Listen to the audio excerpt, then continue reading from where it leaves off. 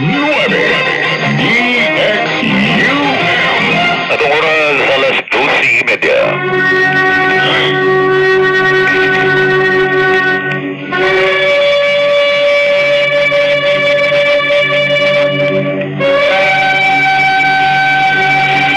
Shalom Aleichem, maayong hapon sa kanyutan na masukiting paminaw. Welcome to the Balik Hebrew program din sa DFUM Radio Kay 819 kHz oras alas 12:30 ang tulalauna sa Panlones ang sa adlaw Sabado. Kini si Mori Azaria Gilbert Minyosa, but speaker sa Luwag, Engineer Ronel Mandresa, Roy Johnson, Station Manager. Magatimbay kang tanan 0929-311-3484. Kaigsunan ka ninyo bupapilos tong online classes. Atong online classes matag Miyerkules gabi o sa Sabado sa gabi sa ugapong adlaw na Visrat Hashem. Lagi tayo online classes sa alas 7 sa gabi o naman sa Sabado. And then karong Domingo nga moabot buwan na Villaneder. Doon na kita online summit together with the rabbis from Jerusalem. Now sa kiningi siya purposely para sa Rosh Hashanah nga moabot karong pizza 22 sa gabi. Now pizza 22 og 4 days before ipigayon na to ang community silikot prayer. So sa pizza 19 sa buntag sa iyo alas 5 sa kadlawon ingon man sa 30 no, or pizza 20 and then 21 22 sa buntag sa iyo. Okay, so doon na kita community silikot biraka, community silikot prayer. Daghang salamat. Now, and then pakigsunan no,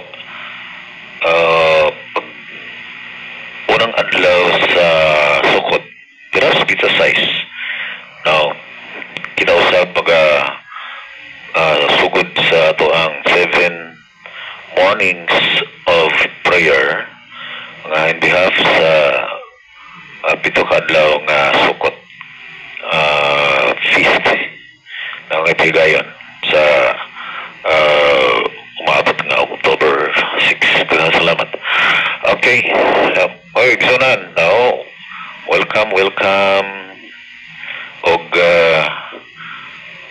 magigsunan ko ang Torah mao ang mo shape sa ato ang mga actions o sa ato ang mga lihok o mga buhat.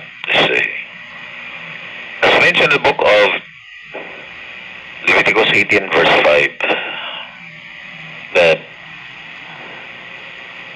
the statutes of Hashem kinahanglan mo isundon because the man shall live or ang tao magkinabuhi according nini nga mga commands. Bot pasabot ang tinuod nga matang sa pagkinabuhi mao ang pagkinabuhi sumala sa disenyo sa Creator nga mao ang Torah. Mao kini ang iyahang blueprint sa tao nga iyang gilalang. And mao kanang gisulti sa Leviticus 18 verse 5 says, "You shall keep my laws and my rules, for by them a human being shall live. I am Hashem. Osmartem et kokotai ve'et misfatay ashir yaase otam ha'adam v'chay vahim ani Hashem." So, human being shall live according to the Torah. That is the design of the Creator. So kung ang tao gihimuan siya og pattern nga mao ni ang imuhang himuon sa tibuok kinabuhi nimo from your birth until nga mopanaw o ngadto pa sa eternity. Tungod kay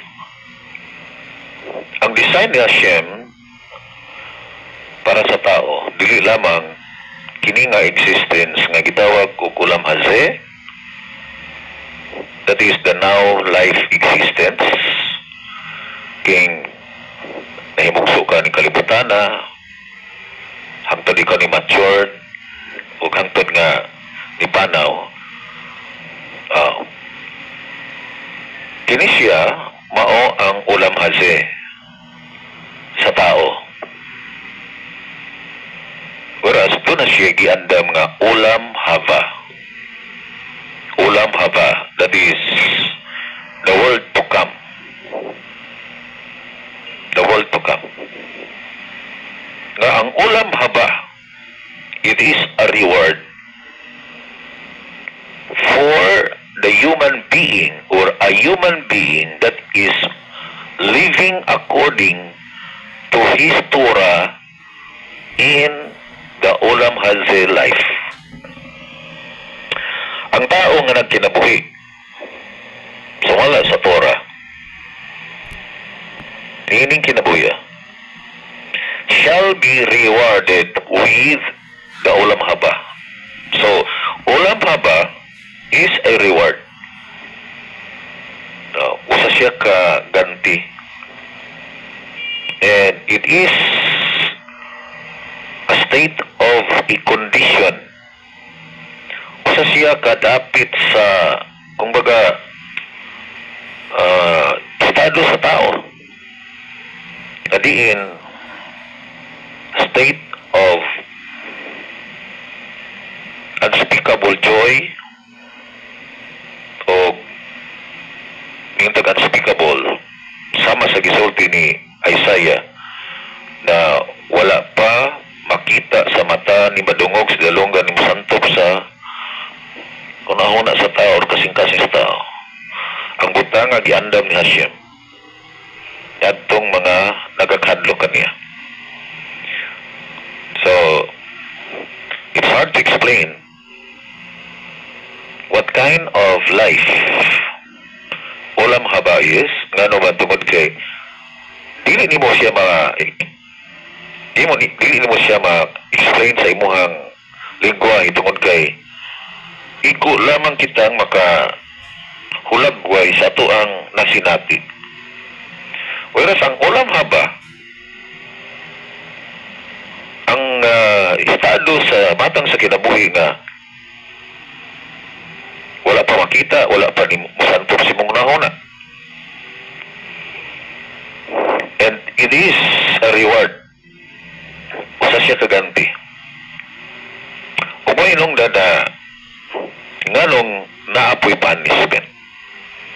That is the principle of reward and punishment. Nganong naana siya. Now, Zachar Veones.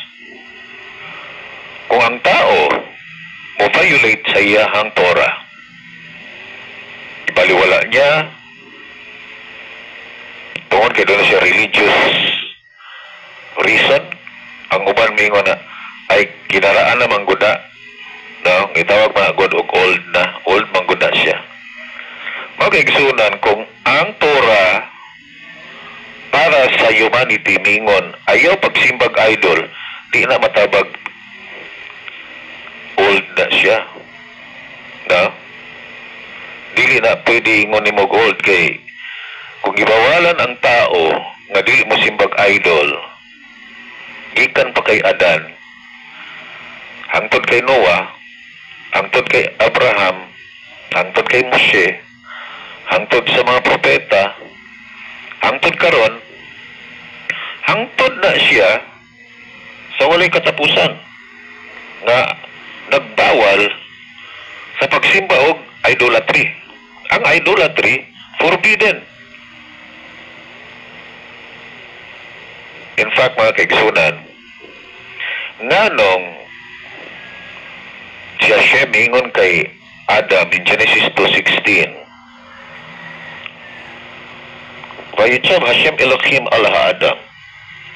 Nga naman nga ang pangalan ni Hashem, kini nagkasabay ang Hashem o Elohim, ang iyahang ineffable name o ang generic name.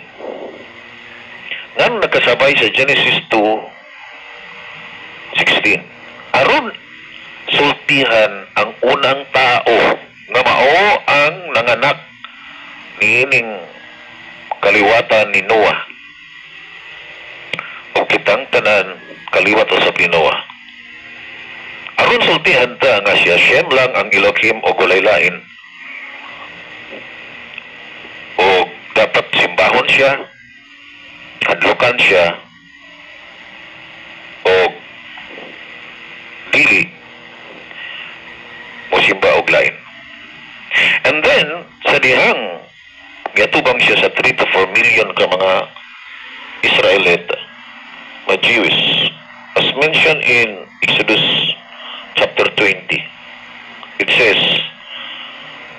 in verse 2, Anochi Hashem Eloheka Asher Hotzeteka Me'eretz Mitzrayim Miveit Abadim.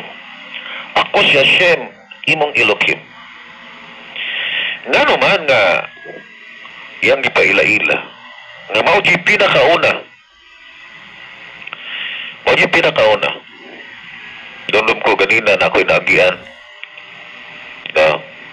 dito sa ospital, diba, sa bangkal ba kanang sanitaryo na nagwali igiwa ng giwali niya the 10 commandments niya din siya. Mao ni ang pulo ka mga sugo yung balo baya ka nga ang una rabang sugo sa emphasis mga SDA mao ang di ka magbaton og laing Dios sa tubangan ko. Nagigsunan, ikaduha man na siya sa proper understanding sa Jews, mga Jews na manggod ang makatudlo gyud og tama. O lagi no nga magpakaroon ingnon ta nga nagtuman ta niya gitagakan man kay Ginoo ng sugo. Kaya ang unang sugo based sa Hebrew mao ang Anochi Hashem Eloheka, and it starts with Aleph. Kung baga very first time nakigistorya siya sa panon, ang una niyang gilitok ang Aleph, Anochi, I am Hashem yung Elohim. Although ang unang nasulat nga litra sa Torah mao ang Veit, ang ikaduha nga litra sa Hebrew alphabet nga mao ang Veit.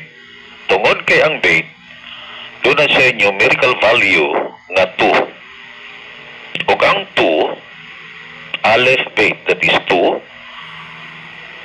mao ang hint sa creation ni Hashem. Naghihimo niya by twos or pair, male and female, night and day. Yun man ang cold and hot, high and low, heaven and earth. So makita nimo ang duha ka opposite, male female, like that, negative positive.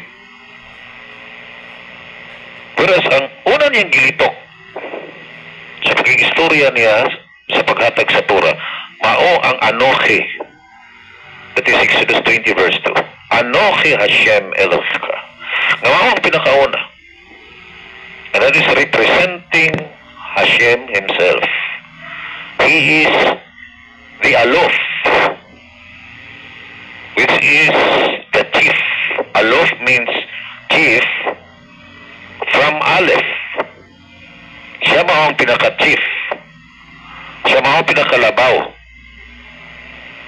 Umainungdan nga sa iyang pakigistorya sa mga 3 to 4 million. Gisugdan sa Anochi Hashem Eloheka. dapat masilsil sa una-una sa matag tao nga si Hashem lang ang Elohim o wala na ilain pa. Siya lamang ang magbubuhat sa langit ug sa yuta o wala na ilain pa. Siya lang ang Elohim. Siya lang o wala na ilain pa. Ano mga kaigsunan ko nga may una kaysa pakigistorya niya kay Adan. Mo po dang iyang giuna. Kumbaga, because it is very, very important command, which is the positive commandment na mao ang knowing the only and true Elohim. Ang pagsayod kung kinsa ang tinuod o usalang kalabang makagagahom. Only Him alone and none other else. Siya lamang o wala na ilain pa. So dapat ato siyang masabtan na mao na siya pinakauna. May ila-ilahon ang magbubuhat. O po hinungdan po makiksunan ba nga nganong importante kayo ba ang Hebrew understanding? For example, I will give you a big example. No? Kung dili magug ka makasabot sa Hebrew, palitan basa ka ng King James Bible, NIV, and the rest of the English, aside lang aning version nga kining naa kanako nga gitawag og Tanakh nga trabaho sa mga rabay. Karamang mga Christian Bible, unsa may makita ninyo paralitan Genesis 2:4, unsa may makita niyo diya? Lord God may butang diya, di ba? Ni Genesis 2:16. Lord God ang gibutang. Now, dahil pag-abot sa Exodus 20 verse 2, I am the Lord your God. O, something like that. Karon wala kay Hebrew understanding. Lord ang gibutang. I am the Lord. Ya karon kay para sa Christians, kay Lord man si Jesus. For example, kini bang gitawag sa Christian bang telephone number kay Jeremiah 33:3. You call unto me and I will answer thee and show thee great and mighty things which you have not known. Sampita ako o ako motubag o magpakita kanimo og mabutang nga wala pa nimo masayri. Unya mingon na ang mga magwawali o tanawa sampito na to si Ginoong Hesus. Mo na siya quote unquote. Makaigsuunan. It's a false interpretation because in verse 2 kisa nagsulti nga sampita ko. Tanawan niyo ang verse 2. 3 times gilitok ang pangalan ni Hashem sa Hebrew. Tulo ka bisis. No, tulo ka bisis. So, abi ninyo, kung ang mga sages mo muhatag o emphasis may tungod anang naay usa ka verse unya duha ka bisis makita ang pangalan ni Hashem, something na siya. No, nag-call na siya og importance. How much more kining? Tulo ka bersikulo, tulo ka pangalan sa usa ka bersikulo. O Ku Amar Hashem Yud and He and Vav and He Osa niya dayon Hashem Yutcher Otam Lahakina Hashem Shemo. Can you just imagine, tulo ka bisis gimension ang pangalan. Thus said Hashem, who is doing it, Hashem who is shaping it, forming it, Hashem who is Elohim. And then, pagka verse 3, Kara ilay venera viageda lecha gedulot of churutlu yedatam. Call to me and I will answer you and I will tell you wondrous things, secrets you have not known. Mga lagi mga kaigsunan, no? Nga, kung mali siya, di ita mapatawad, anak. Kung padayunon na to ng dili mao. Alita ni, imong padayunon no, mo wali ka ng Jeremiah 33, yun niya, mingon din ka nga, o musampit kita sa Ginoo, kisa ng Ginoo, o si Jesus, kay naos Jeremiah 33, mga kaigsunan, ako kitag salaan na. Tinda ko ang sala. Badya ka gigamit nimo ang pulong sa propeta o niya imong kumbaga imong ang buting pasabot si Jeremiah ningon siya kanang ningon siya call unto me ningon siya kara ilay yan si Jesus ang but pasabot ni Jeremiah mo'y but pasabot nimo kigsunan ko yung taon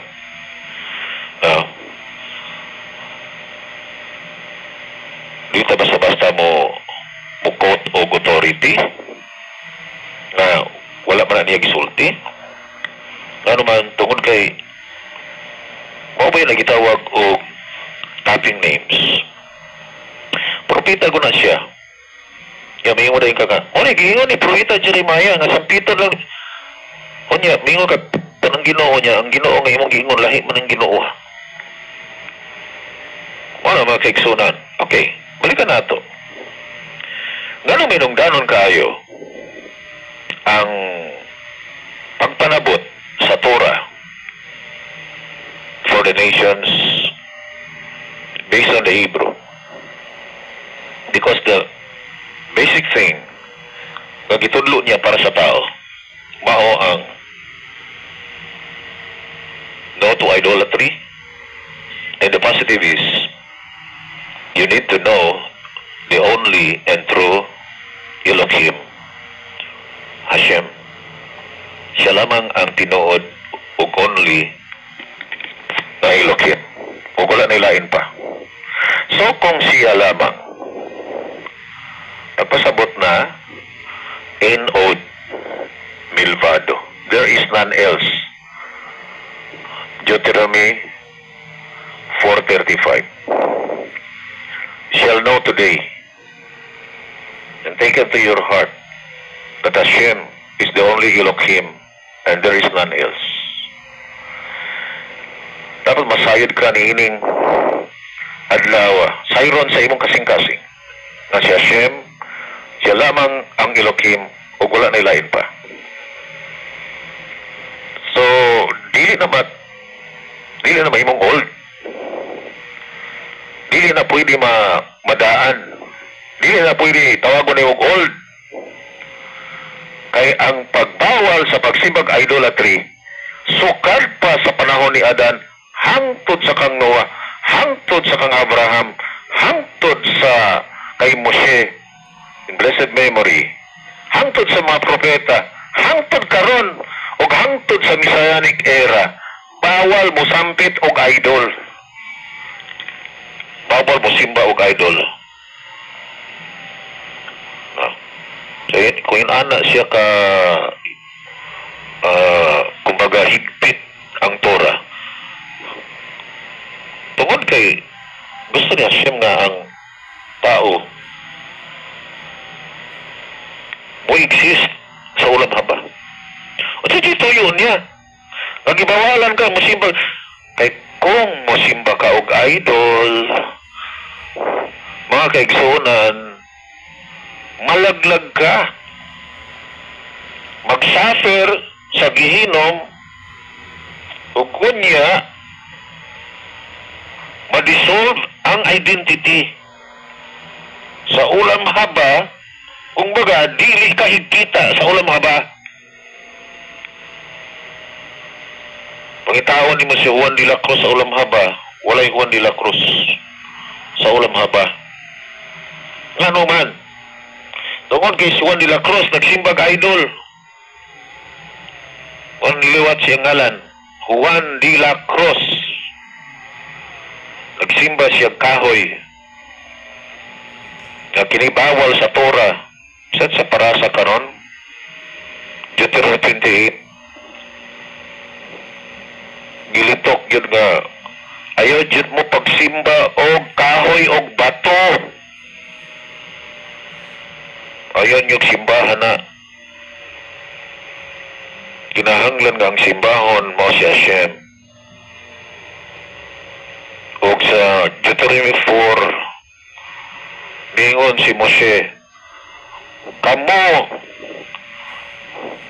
nakakita, nakasaksi nga wala gayoy image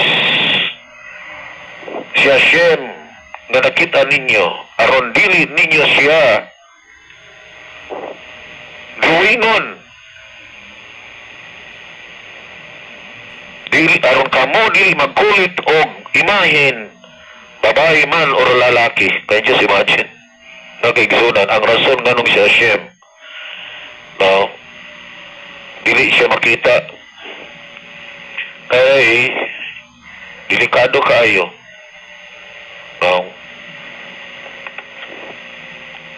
Maghimo og sculptor ang tao, maghimo siya og larawan whether kahoy or bato, magya moingon dahil nga mao ni ang Ginoo. That's why bawal siya. So it's a serious thing, it's a serious command. O kini siya nga sugo, di siya matiguang. Never grows old. Never grows old. Just like the prohibition against murder, it never grows old. And the prohibition against adultery, it never grows old. And the prohibition against stealing, it never grows old. It will never grow old. Nakiksunan ko. Think about it. Ang tuyo ni Hashem nga nganong gihigpitan ta ani niini nga existence, niini nga short and limited life, 70, 60, 80, 90, 100, because Hashem wants us to live eternally. Gusto kang mabuhay eternally, biyahin na. Balik ka kay Hashem.